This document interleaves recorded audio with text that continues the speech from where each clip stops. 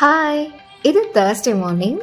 இன்னைக்கு காலையிலே உற்சாகமாக சஞ்சனுக்கு லஞ்சை கட்டிட்டு ஸ்கூலுக்கு போகிற ஆட்டோலேயே லிஃப்ட்டை கேட்டு மீன் வாங்க போயிட்டேன். நான் எப்போ மீன் வாங்கி செஞ்சேன்னு எனக்கே ஞாபகம் இல்லை. ரொம்ப நாள் ஆயிடுச்சு. அம்மா வீட்டில் சாப்பிட்ட ஞாபகம். எப்போ பார்த்தாலும் சிக்கன் வாங்கி போர் அடிச்சிச்சு. சரி போயிட்டு கனவா மீனும் நெத்திலி மீனும் கொஞ்சம் வாங்கிட்டு வந்தேன். நான் நினச்சிட்டு போன மீன் அங்கே இல்லை, அதனால இந்த மீனே வாங்கிட்டேன்.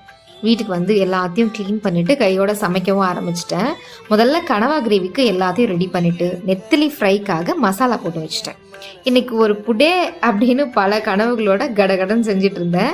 என்னதான் வெயில், மழை, கால் வலி, இடுப்பு வலின்னு பார்க்காம சமைச்சு கொடுக்கும்போது வாயை திறந்து நல்லா பண்ணியிருக்கேன், ரொம்ப நல்லா இருக்கு அப்படின்னு சொன்னால் எவ்வளோ குழுன்னு இருக்கும். அந்த வலியெல்லாம் பறந்து போயிடும். ஆனால் அவ்வளோ ஈஸியாக சொல்லிடுவாங்களா?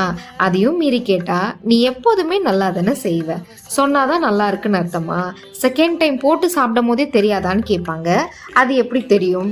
ஒருத்தவங்க உங்களுக்காக லவ்வோட சமைச்சு தராங்கன்னா அவங்கள அப்ரிஷியேட் பண்ணவாவது ட்ரை பண்ணுங்க.